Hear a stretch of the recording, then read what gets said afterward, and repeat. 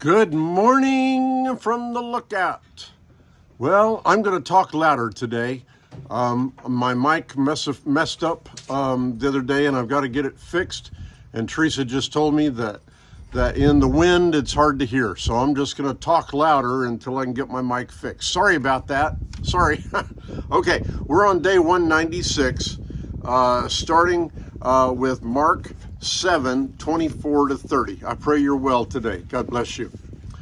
Then Jesus left Galilee and went north to the region of Tyre. He didn't want anyone to know which house he was staying in, but he couldn't keep it a secret.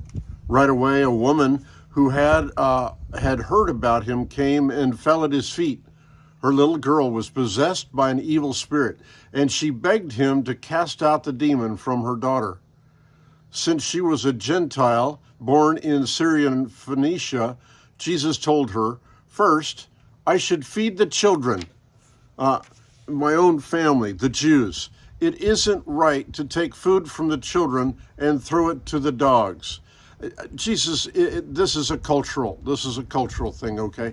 I don't think Jesus is being nearly as unkind as it sounds to our ears. Okay, now, she replied, "Well, that's true, Lord.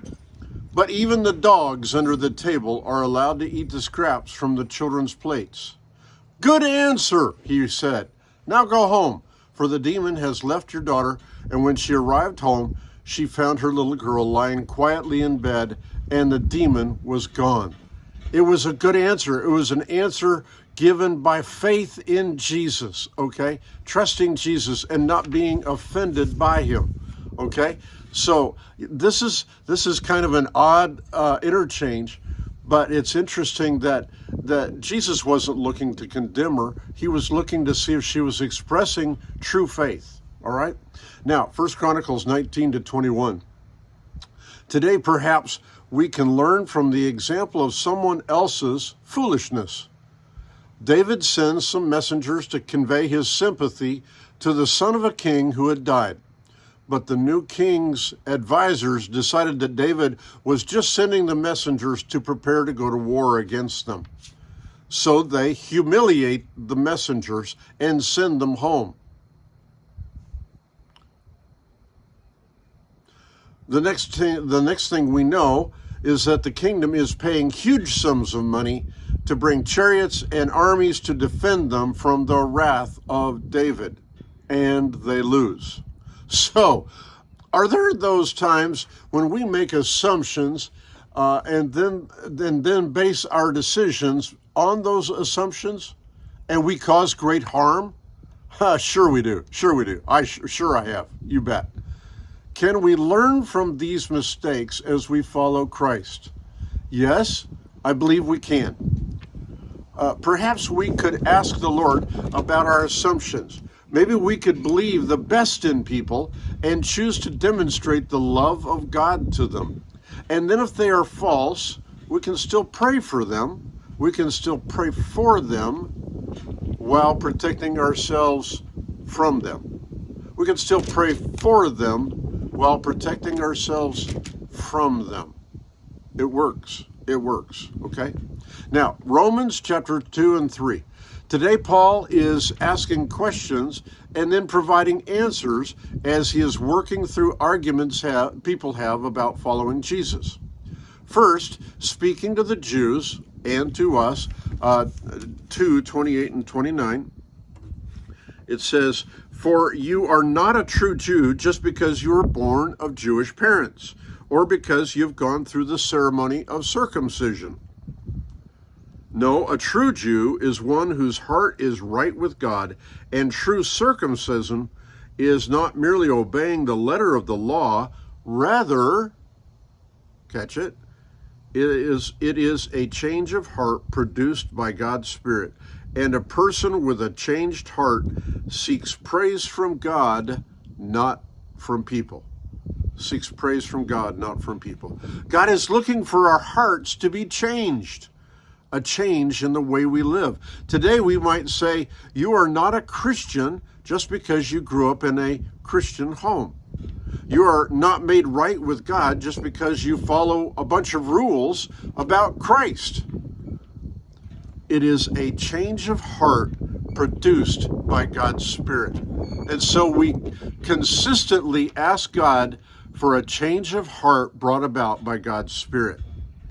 Okay, now in 3, 5 to 8, Paul says, but some might say, our sinfulness serves a good purpose, for it helps people see how righteous God is.